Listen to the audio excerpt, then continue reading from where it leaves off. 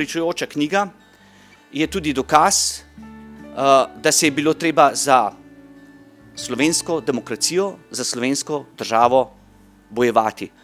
Zakaj ravno to leto, zmagoslavno leto? V življenju vsakega naroda je prav gotovo največji dosežek nastanek nacionalne države. Torej narod, ki ima svojo državo, je nacija. In številne nacije v zgodovini seveda so svoje nacionalne države ustvarile mnogo pred nami.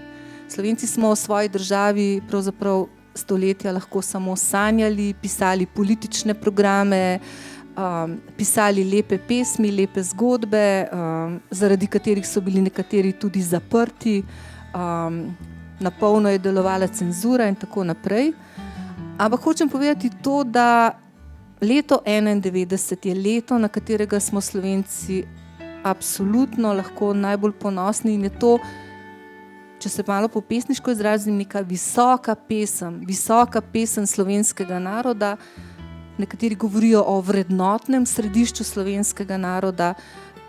Torej v letu, ko smo bili Slovenci več ali manj enotni, ko smo na plebiscitu, ki se ga je udeležilo več kot 93% volilnih udeležencev, z več kot 88% večinsko odločitvijo, bili za samostojno slovensko državo in za demokracijo, za parlamentarno demokracijo.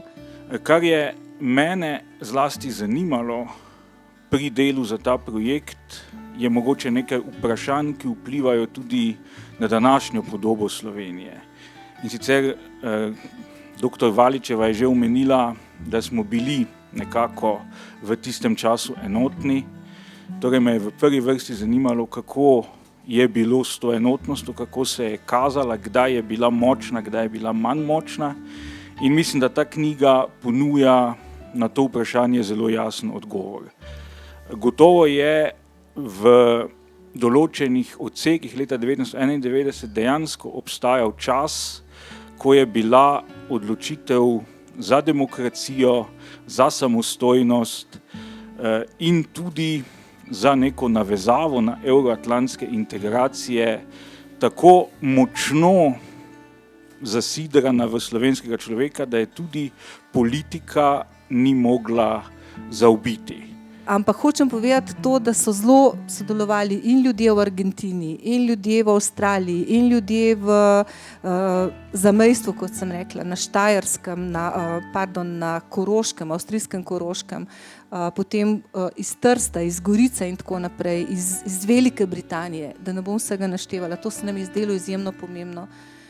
Izjemno pomembno se mi je zdelo tudi poudariti prispevek Slovenske cerkve k osamosvojitvi in pa mednarodnemu priznanju. Skratka, hočem povedati, koliko aspektov se je pravzaprav odpiralo pri tem delu in jaz osebno sem zelo hvaležna in zelo ponosna, da sem lahko sodelovala pri tem projektu.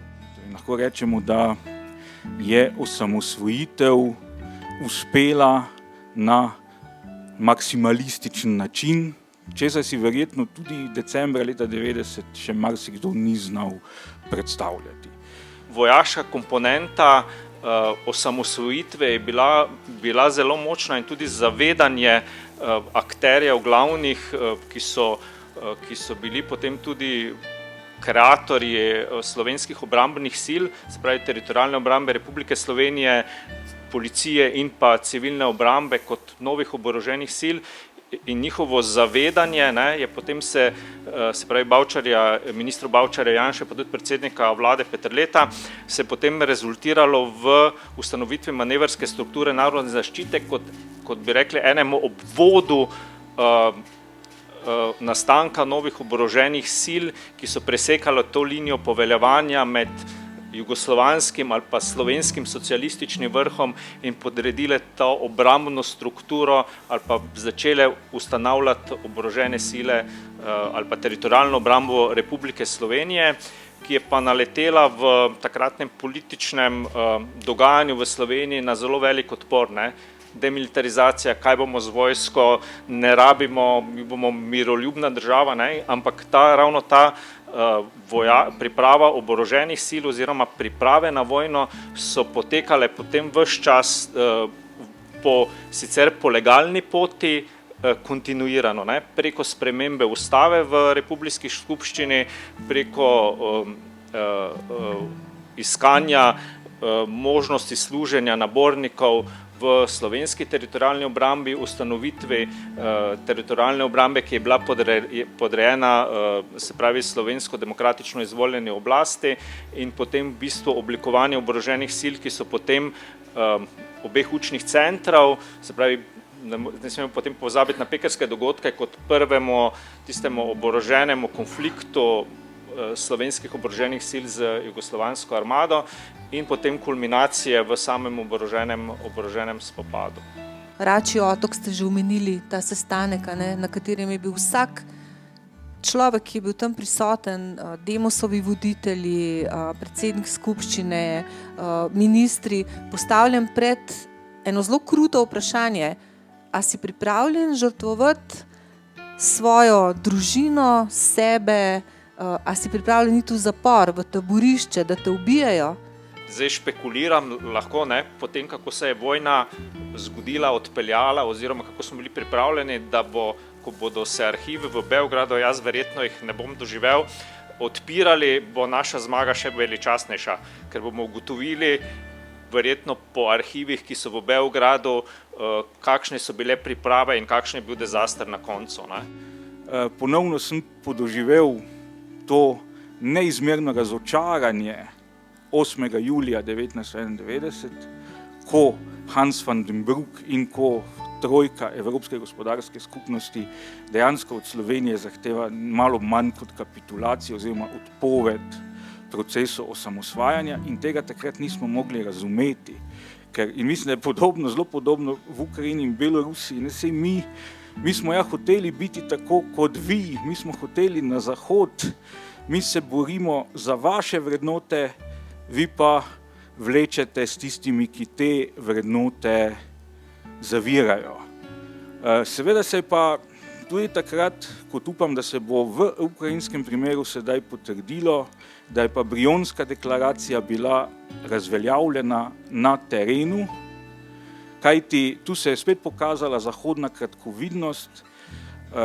Zahodnjaki so, kot se vidi iz te knjige, vse stavili na neke imaginarne zvezne strukture, na zvezno predsedstvo, na Markoviča, ampak vse to so dejansko bili že samo papirnati tigri oziroma strukture, ki niso imele nobene moči več, in to je bilo potem tisto, kar je de facto razveljavilo Brionsko deklaracijo in seveda Sloveniji pomagalo k poti v samostojnost. Pomembno za Slovenijo je bilo v tistem času tudi podpora politikov, ne, se pravi Genšer, Mok, se pravi, ki so tudi moralno, zdaj, če primerjamo, tako kot so šli v Kijev, ne, se pravi, tako so prišli v Celovec, ne, prišli so na razglasitev republike, ne, na trg republike posamezniki, in to je Slovenijo, tako kot zdaj Ukrajino, ne, moralno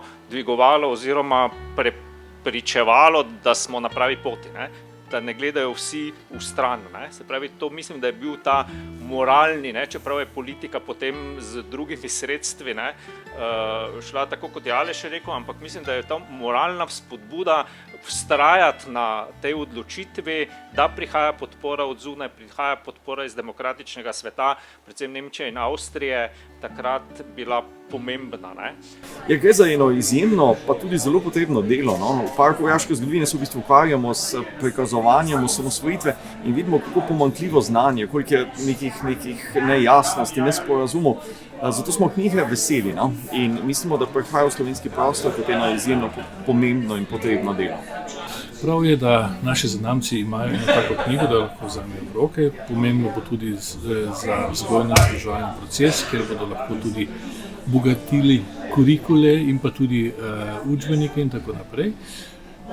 Vendar to ni dovolj. Jaz mislim, da bi bilo treba čimprej tudi prevesti v angleški jezik, zato ker evropska javnost, zlasti strokovna raziskovalna javnost, ne pozna dovolj dobro vseh teh procesov, ki so se nam zgodili v letu 1991. Ja, poglejte, to je pravzaprav še en val v tem potoku, ki teče. Pravzaprav se je pokazalo, da je ta gradnja te, recimo,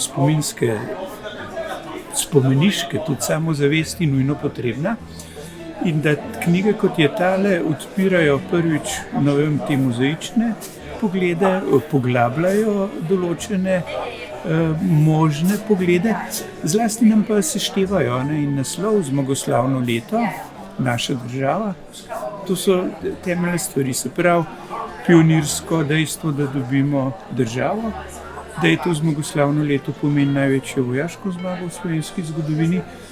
In prav ob zdajšnji svetovni krizi se moramo zavedati, da je ta vstop v demokratično, kapitalistično okolje nacionalne države nam zagotovo vreden teh 30 let največjega blagostanja v naši zgodovini. In zdaj je vsako bogatenje pogledov pomeni tudi ene vrste varnostne sidro. Se pravi, če bo prišlo do kakšnega potresa, bomo ugotovili, da se da kakšne stvari popraviti, da se da kakšne stvari narediti boljše. Ampak čim več pogovora, čim več dialoga in zlasti graditi, postavljati spomin in spomenik temu, kar smo dosegali. To je pa potem prehod k temu, da bo odgovor na vprašanje, ali smo Slovenci zmagovalci ali nismo lažni. Smo.